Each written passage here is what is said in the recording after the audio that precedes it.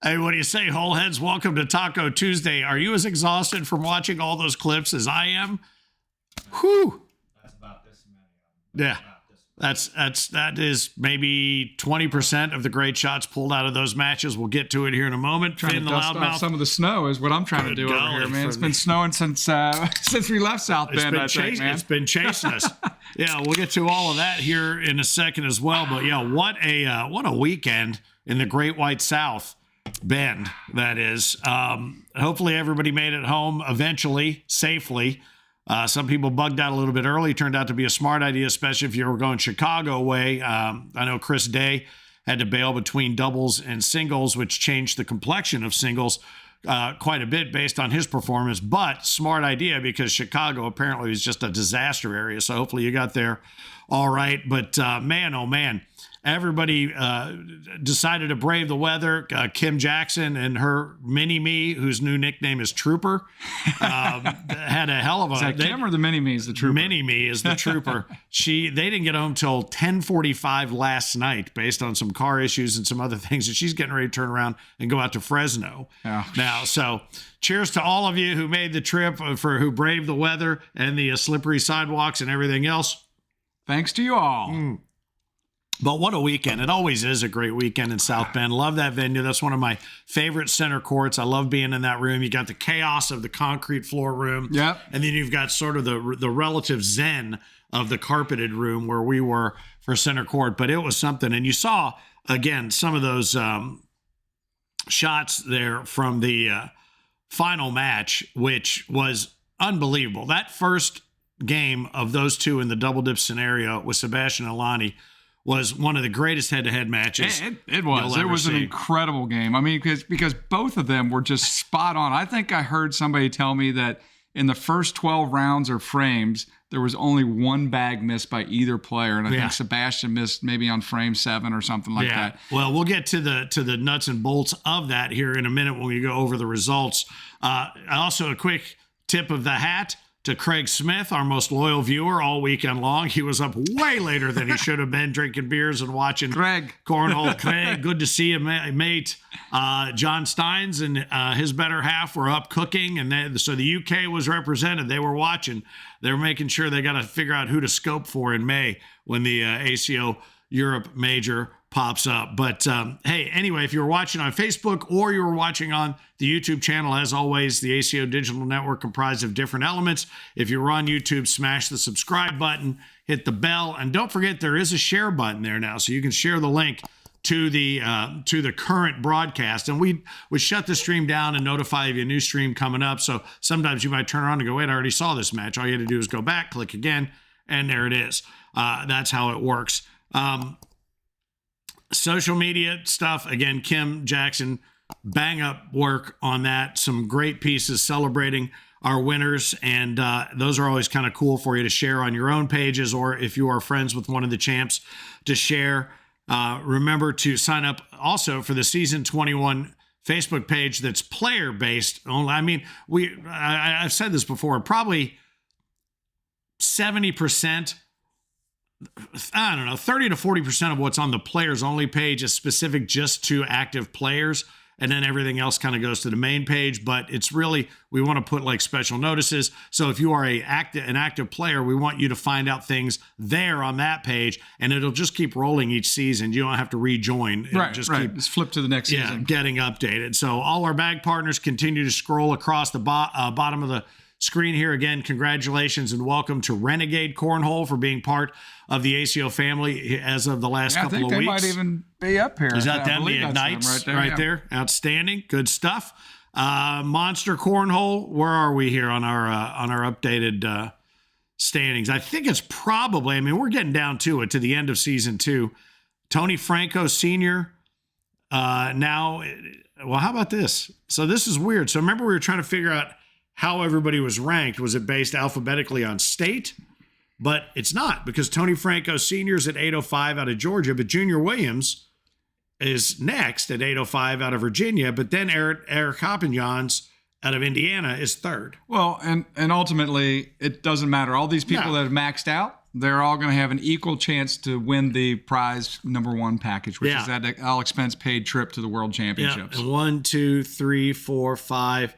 There are 6 maxed out at 805, and we have 1, 2 at 804, and then a couple at 801 and 800 and 799. So there's still an opportunity to get yourself into the running for that. 4 weeks to go. 4 weeks to go. And I tell you what, 4 weeks to go before the next one begins. Yeah. But no, that's exciting though. We were talking with a couple groups from the Arizona area, Nevada area, Missouri area. So if you didn't get into this monster program this season, get into season 3, which is coming up January 1st. If you wrap up the season as a director running them or as a player playing in them on December 31st, now keep this in mind, you do have to wait 1 day to start the next season.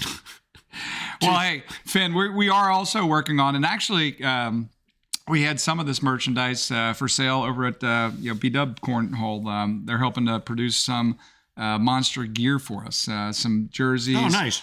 Some gear that sits on the Zukas, the little seat cushions. We got little monster seat cushions now, and so there's some fun stuff that's coming out there. Some new additions to the prizes and things like that for the monster cornhole players. Cool. We'll keep getting involved. It's a great way to start rolling into a higher level of play, or just have something else to do now at the majors with the 11 a.m. Friday morning monster blind draw, which is cool. We'll have results for that coming up here in a moment. And again, we'll get into these results at the South Bend Major. Again, Ryan LaBelle, Craig and Ashley Irvin, Brian Jones, appreciate you. Mary Jones, appreciate your chocolate banana bread. Thank you much. Tammy and Junior Williams, Jesse and Barry Hempy, Clinton Bilo, and a host of others who were there kind of hands-on, especially as the weather started getting dicey, making sure we had everything we needed where we needed it and getting everything packed up and ready to rock and roll once we finally wrapped everything up. Well, I mean, talk about that whole crew that set up. I mean, this is one of the craziest, in my mind, one of our craziest tournaments where, again, this is one of our bigger tournaments in the country.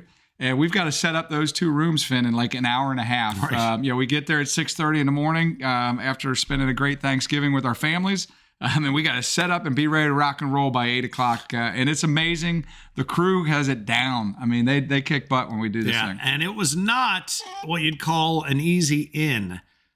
Driving up, I was like, oh, we're going to make great time. No worries, South Bend. We leave at 4:30, 5 o'clock, get there at 9, watch the Bengals game. It's all good. 15 miles out, and I don't think we're the only ones that ran into this. I was way ahead of you in the truck. That was nice because you were giving us a little play-by-play before we got there. Yeah. And I got to about mile marker 244, and I'm like, that doesn't look like water to me. And when your headlights are hitting that snow, you look like you're going into warp speed in the Millennium Falcon. And I'm like, I can't see the lines.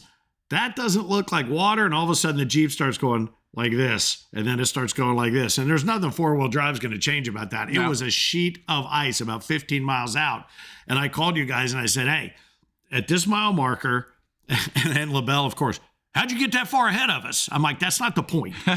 The point is you're in a 26-foot sailboat, so be careful. And then you ended up behind a semi that was this way on the highway, didn't you? Yep, exactly. It took one. I mean, we ended up behind it. Now, fortunately, at that point in time, we were only going about 20 miles an hour. But even going 20 miles an hour, a big-ass semi and cars on the road scare the hell out of you, right? Yeah. So that caused this semi jackknifed in front of us, and then we kind of slid this way, and there's a car on our right, and we're just like, stop, before we bang into the side of this car. And then once we did come to a stop, Finn, we sat there for like 35 minutes. It was nonstop. And it was one of those things that we were the front of the line of the holdup, right? Yeah, so all that was in front of me basically was this semi truck and a couple of cars. All you saw was black highway in front of you, so it was wide open from there, and then just a crap load of lights behind us, man. Well, and then coming out, we had the snow overnight, and I jumped out early again, and I called you guys and said, look, the snow's not the issue. There's still some snow on the roads blowing around, but the key was blowing around. The winds were unbelievable. And I would say the good news was the snow was there to show you ahead where the wind was coming across. And these people in their little Ford Focuses that were driving their hybrids, and this dickhead in a Tesla goes like this, and I'm like, you're going to be in a ditch. I hope not upside down, but I'm like, dude, what's the point? And all these cars are getting moved like this. I mean, Jeeps aren't very aerodynamic to begin with, so I was this way and that way. It was about 2 hours of white knuckling down the road. And I knew you got, again, in the sailboat, that was going to be almost as bad, if not worse, for the ice. But one of our crew, the great and powerful Oz, was great and powerful on the side of the road, changing a tire and all of that. And then I love this story. He texts me, Heinerman texts, I think you were in this. Yep. He goes, so I pull into this random Firestone. I'm riding around on my donut. I pull into this random Firestone around Indianapolis, and I'm sitting there, and in walks Kim Dice, who had an alternator issue with her daughter, who is now nicknamed Trooper, by the way, because she was a trooper. Kim Jackson. What'd I say? Kim Jackson. I do that all the time. I apologize, Chad. So Kim Jackson and Trooper roll in there, and they end up having to get an alternator. So they're there an extra day. They didn't get home until 10:45 last night, and she's turning around, rolling out, going to Fresno this weekend. So anyway, yeoman's effort there on behalf of the Jackson crew, and Trooper, good on you. Well done. Blueprint bags were there, NFQ bags were there, Arcane bags were there, BP boards and bags, BW Cornhole, Fly Cornhole, very well represented, not just in Vendors Row, but around Center Court. Brammy's bags and IMF with Clinton, all there as well, representing. And what a weekend. Let's get into these winners. In women's singles, it was 2 in a row now for McKenna Kopp. She took down Kim Jackson, and that was a match where we saw a lot of this, where somebody would be throwing gas, and then all of a sudden they'd put on the brakes, and then they'd have to throw gas again to finish it off. And McKenna claimed her second major in a row. In women's singles, Kim Jackson second, Kennedy Meineke in third. In senior singles, it was the third seniors win by a Scot in 3 majors. Now, it was 3 majors ago, it was Scott Harper, then it was Scott Swenson. This time, it was Scott Beck. So congratulations to Scott Beck. Scott Beck deserved it. I mean, after all he's been through in the last couple of weeks, I feel like Scott deserved it, man. Yeah. I need to hear his story getting home now, too, because I think he had a trip coming home from it. Yeah. Well, and apparently he got bounced in the first round and had to fight his way all the way back to get through the loser's bracket, and he double-dipped Bruce Lalonde, who was playing for his first purple jersey. So, Bruce, you're getting close, brother. Tony Pena in third. Juniors premier, Lonnie Campos and Josh Royce had a battle royale, but Lonnie came out on top of that. Bryce Forbes in third. Co-ed, it was Kim Jackson and Dustin Arant over Jordan Kirk and Chris Day, who were throwing great bags together. They had a good time together through the course of the day. Kennedy Meineke and Sebastian Barger, even though they didn't win again, were in the top 3. In the blind draw quads, Dave Brown, Dustin Anglin, Cisco Garza, and Jeremy Randall. In the big blind draw for Monster at 11 a.m., it was Eli Haycraft and David Brown. In the Juniors Challenger, it was Jordan Torres. Congratulations. And in the big blind draw later in the evening, Rudy Fernandez and CJ Sligance, the slugger, took out Luke Slusher and Amari Scott. In World Doubles, Tier 2, it was Chris Norris and Carter Bennett taking home the hardwood. In Tier 3, Cole Brandt and Brock Storms. That's a great name, Brock Storms. Brock Storms. That's right. That's a Hollywood name right there. AJ Penfield and Jared Carter took Tier 4. And Cornelius Harris and Mackenzie McGee took Tier 5 in doubles. And then this was a hell of a final bracket.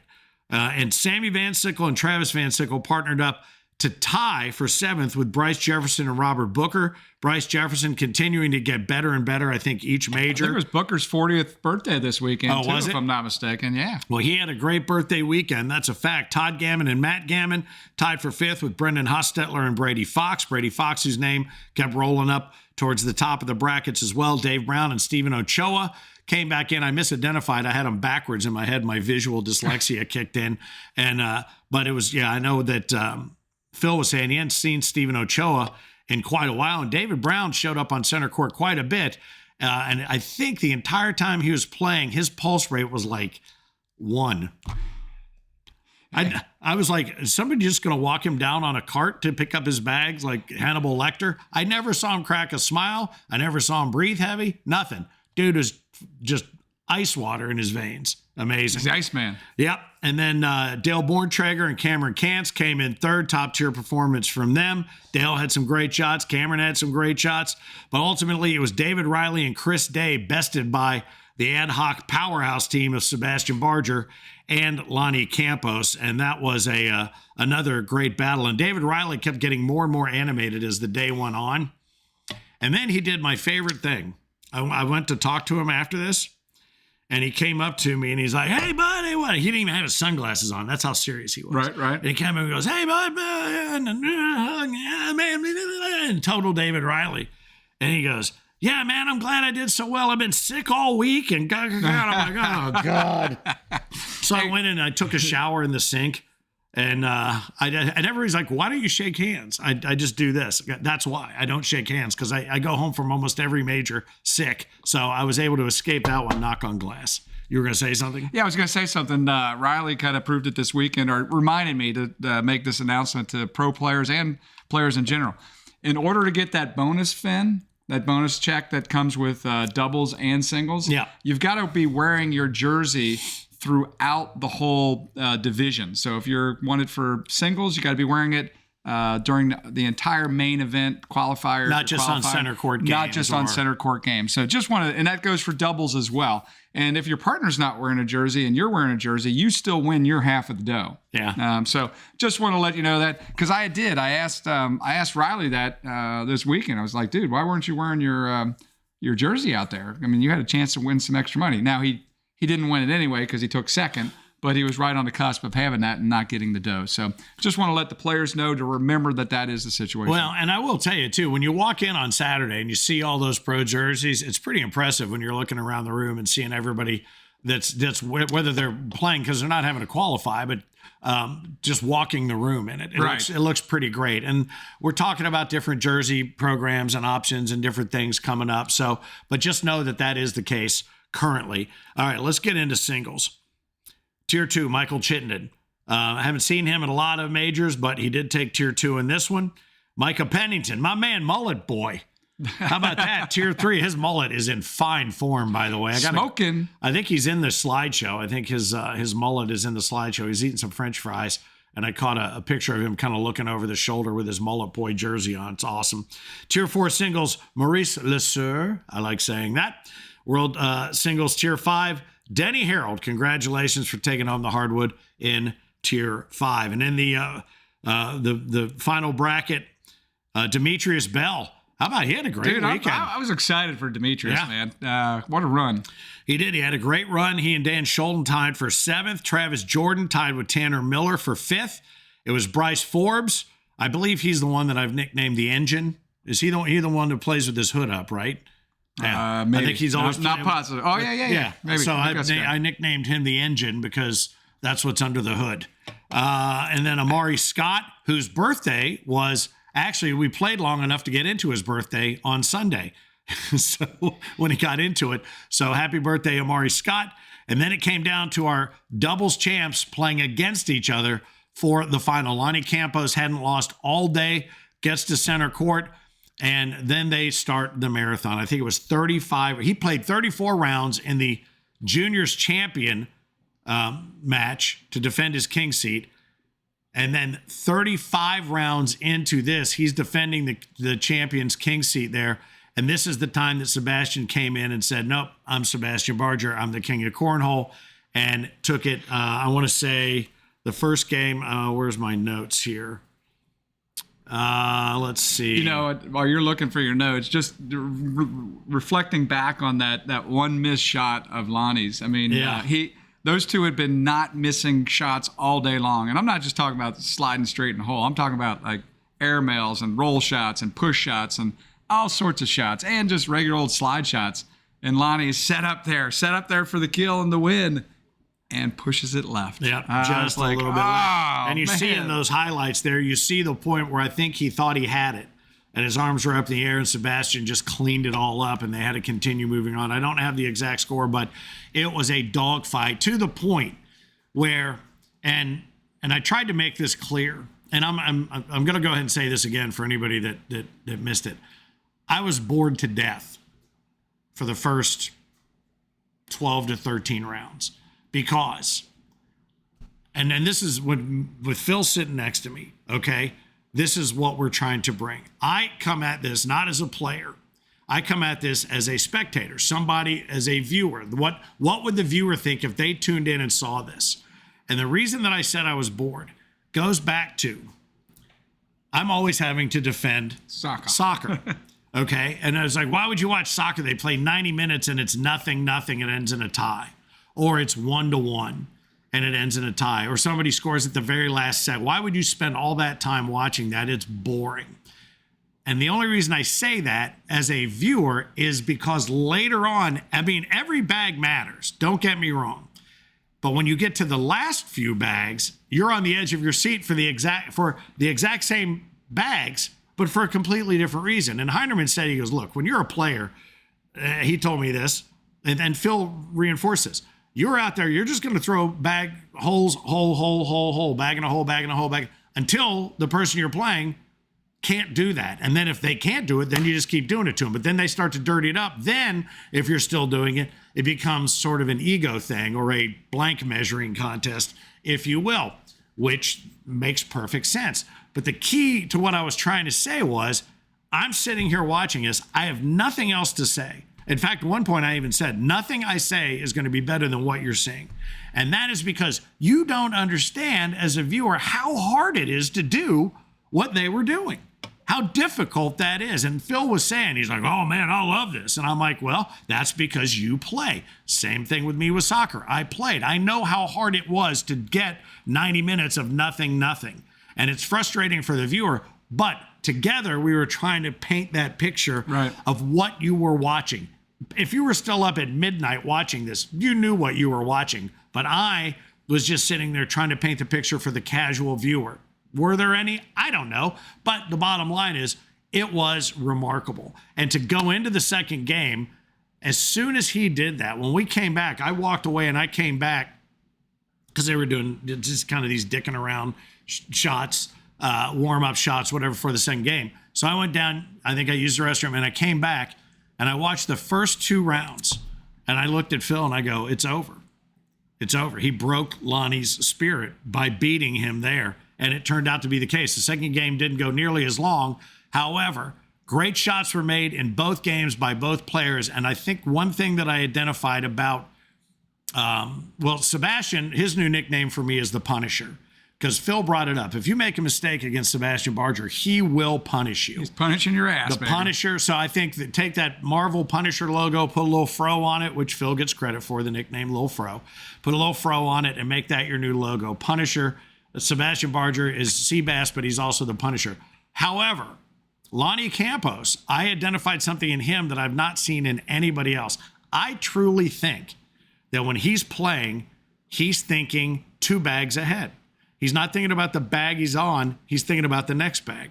And to me, I watched him do it in juniors. I watched him do it the entire time up there. It was like watching somebody play chess. He was playing chess while everybody else was playing checkers. And I really think that's how he plays. Maybe I'm wrong, but the chess master is now his new nickname in my head. So anyway, it was fun for me to see it and look at it from that perspective, and to be able to share my thoughts on it with you, even though it probably sounded like I was being a jerk. Anyway, when I'm being a jerk, you'll know it. These guys know well enough. So congratulations to all of our champs. What a weekend.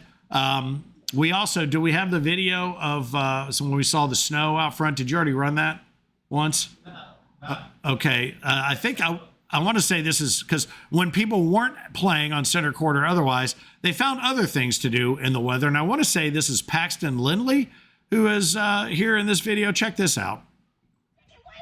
There's our penguin in the snow! Ready? Yeah.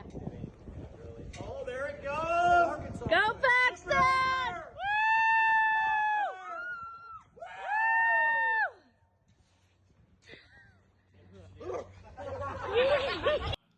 Yeah, so Hal, somebody's giving you a run for your money, and this time we didn't get kicked out of the venue for it. How about that? So Paxton Lindley, well done, I think. Yikes. Anyway, but it was a fun weekend. I'm glad everybody made it home.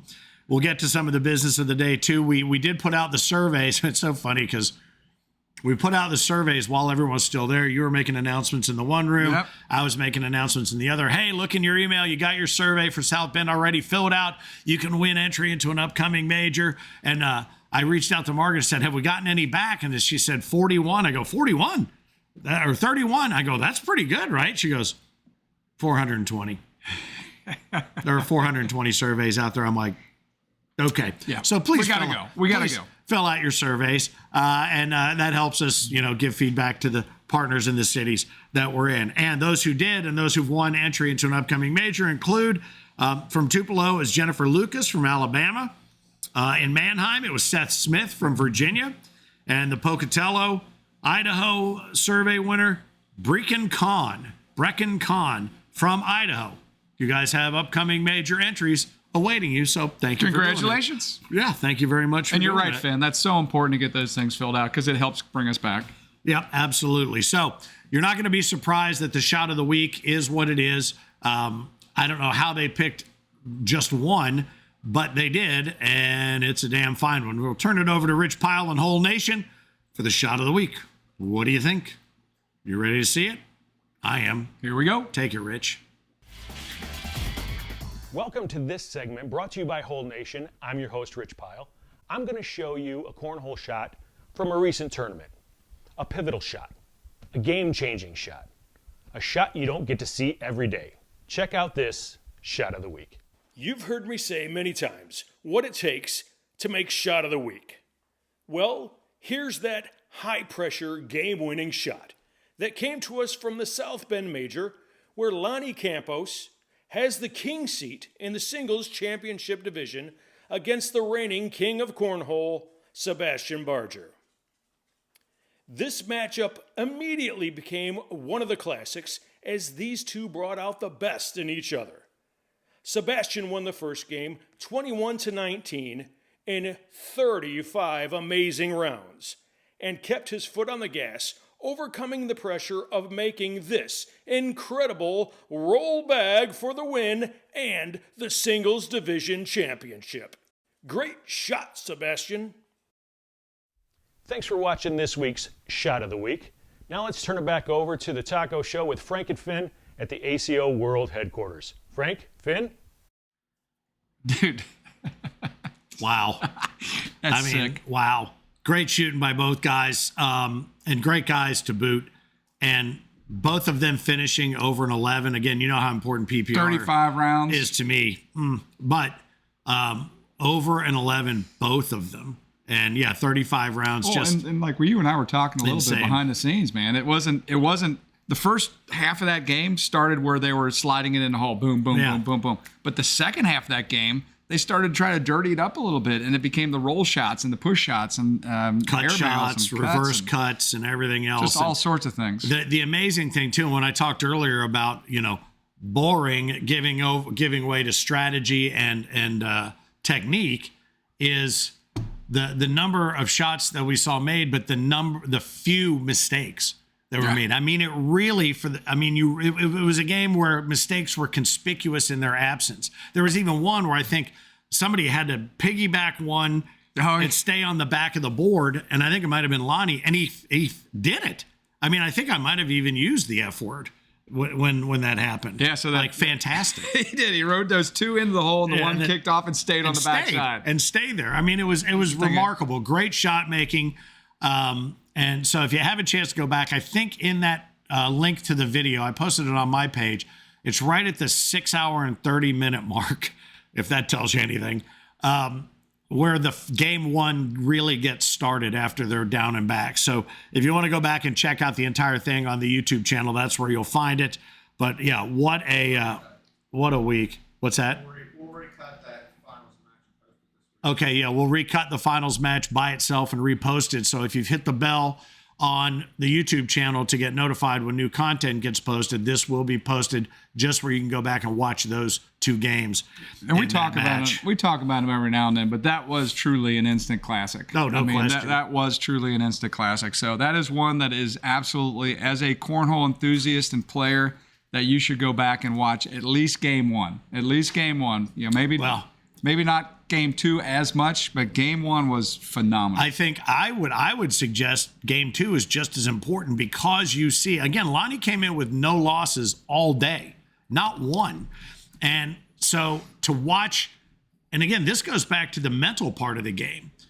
when Sebastian came, and Sebastian hadn't had the greatest day. His partners were carrying him. Lonnie kept his head in the game in the doubles championship match. We even talked to him about that. He goes, yeah, it wasn't really, whatever. You know how much he loves the interviews, our beloved king. But this game, he came in and asserted himself as the reigning king. And then when that game is over, watch the first 2 or 3 frames of game 2 and watch what happens. I mean, it really is a rare opportunity to see it actually happen right in front of your face. But something else I learned about Lonnie, and I don't have the video. His mom, I thought, emailed it to me, but it never came through. I come to find out that first off, he's a great baseball player. You were telling me that you knew a lot about, or had heard a lot about him being a shortstop. Is that right? He's a pitcher, but primarily a shortstop, and he's batting, 380 or something crazy like that. Yeah. Then the other thing I found out is he has 13 dogs. And I said, why would he have 13 dogs? Well, he saves dogs from being killed in Florida by wild boar. And I don't know if you know, like at Panama City Beach, I got a buddy that lives down there. He said, yeah, they go out and they hunt these wild boar because they live in this tall grass right around the coastline or whatever, and they'll tear you to pieces. So they're dangerous animals. Well, she showed me a video of this wild boar and 4 or 5 dogs going after it. And the boar picks up and eviscerates one dog. I mean, to the point where I'm like, I can't watch that. But Lonnie goes in and hog ties the thing. Yeah, that's what you're telling me, man. I did not know this, man. And hog ties it. And she goes, yeah, that's what he does for a living. I'm like, what? You can do that for a living? And he goes, yeah. He goes, and he looks at me and he goes, I'll tie you up right over there and you'll never get out. I'm like, well, why don't you start with Phil and then we'll see how that goes. But yeah, so I'm going to try to find the video of that. I'm suggesting Lonnie learn how to use a gun and just shoot the damn thing. So. Oh, I'm fascinated by the wrestling it to the ground, and he called it hog tape or something. I don't know what. And unless they just invented all this and I fell for it all and she showed me videos that don't really exist, it's insane what I was watching. And they were showing pictures of the dogs that have been torn to pieces. I'm like, wow. But whatever. So he has 13 dogs. Well, maybe we can show a clip of that on the taco one of these weeks. Yeah, on the week I take off, you can host and just show the world's grossest. I just want to see Lonnie wrestling a hog. I do too. So Lonnie, if you're watching or if your mom's watching, send it to Finn@AmericanCornhole.com, FIN@AmericanCornhole.com, because we want to show that video because nobody will believe it unless they see it. So anyway, enough about that.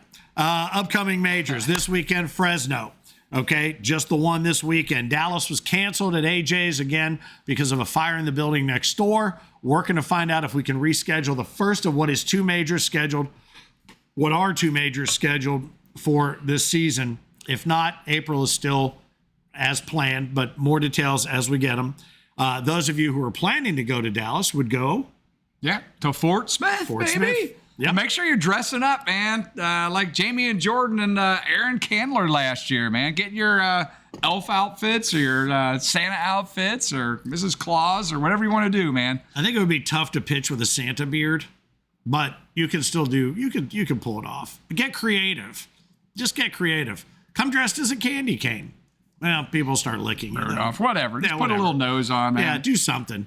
Just do something. But Fort Smith is a good one, though. Yeah, that'll be December 19th and 20th, and then that wraps up this calendar year, and then we start the new calendar year on New Year's Day, and then 2 and 3. It's the Owensboro Super Major and Pro Series Skins Extravaganza with a $10,000 prize pool for this Super Major in the skins, and it is going to be something. It always is. It's a great time, and it's a nice prep again for the Worlds, and hold tight for more information about that coming up at the end of this. Beloit, January 9th and 10th. Knoxville, January 23rd and 24th. Medford, our second of 2 for Medford, January 30th and 31st. If you were there in the fall, great opportunity to see the area at a different time of year. Yep. You've seen both, right? No, I've not. I've only been there in February. I'll be back there in February. January and February. So, and then it's Dalton, Georgia over Valentine's Day weekend, the 13th and 14th. Clarksville, Tennessee, the 27th, 28th. Back out in Tulsa on March 6th and 7th. And then on the 27th and 28th of March, it's a double dip, Erie, Pennsylvania, and Peoria, Illinois. Well, and then we also just threw in there, we're going to be back at the Westin that weekend. So it's Erie, Pennsylvania, Peoria, And Vegas? We're back in Vegas that same weekend. The 27th and 28th? 27th, 28th. Yep. All right, is a fact. All right, Kim Jackson, good luck. Good luck with that. We're going to get you some thumb transplants. All right, well, that's good to know. And we were negotiating with them for next season already, and it looks like, Finn, that we're going to be back there, double dipping Vegas at the Westin in the fall and in the spring. Terrific. All right, outstanding. So a triple dip weekend. We've only ever had one of those that I can recall, but that'll be a beauty. So Erie, Peoria, and Vegas will have 3 different chunks of the country covered. No excuse not to get to one of them, March 27th and 28th. Now, I made mention of Owensboro and the Worlds. A lot of people are asking questions, and I can understand why. When are the Worlds? Because we always say it's the last full week of July. But by full week, because this coming year, July ends, the 31st is on a Friday. That would look like a full week, but it's not. Saturday, the final Saturday of July, is American Cornhole Organization World Cornhole Day, and that's always the best way to know. The last Saturday in July, and then go back to that Tuesday, that's when the divisional play starts. Monday is a bit of a welcome bash, and then there are other events that will be planned and put out there, the state slider cups and different things. So we'll backfill from there, but know that it is July 21st through the 25th this year in Owensboro. We're going to put out a graphic just as a reminder, and that graphic will also have make your plans now for Worlds Season 22 in Medford, Oregon, and that is the absolute last week of July, 27th, 28th, 29th, 30th, and 31st, because that 31st is a Saturday. So the Worlds and that previous schedule for all those other events prior to will be announced as well. But know that Owensboro is 21 through 25, and then the following year you can start planning now. I'm telling you, it's a trip you absolutely want to take. You'll want to go back to every major. After that, July 27th through the 31st in 2027. So I don't know how to make it any clearer than that. I've seen it. Pretty clear to me. I understand it now. Yeah, it's an absolute full-on endorsement because now I've gotten a chance to be there twice, see it twice, experience it twice. If it'll be your first time, it's absolutely worth it your first time. We're going to get to the picks here from the birthday boy. Today is Philip Barnett's birthday. Oh, is it really? The Mississippi Happy Ninja. birthday, Philip! Yeah, the Mississippi I love it. Ninja turns years old. And he does such a great job too, man. Yeah, he was. And if for whatever reason we have a technical issue because it's snowing everywhere, it could end up being its own post. Watch for it here at the end. If you don't see it at the end, you'll see it as its own separate post. In the meantime, thank you guys for investing your time, your treasure, and your travel in South Bend, Indiana, one of the great majors and a great family reunion for us on Thanksgiving weekend. Finn, the loudmouth for the ACO. Frank, here's the Cornhole dude, as always, reminding you, keep on pitching.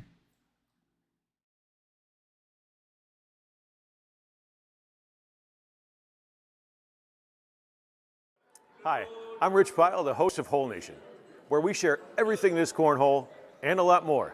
Follow us on Facebook, TikTok, Instagram, and YouTube, and catch our new videos every Wednesday at 7. And remember, whether it's sticky or slick side down, bring it.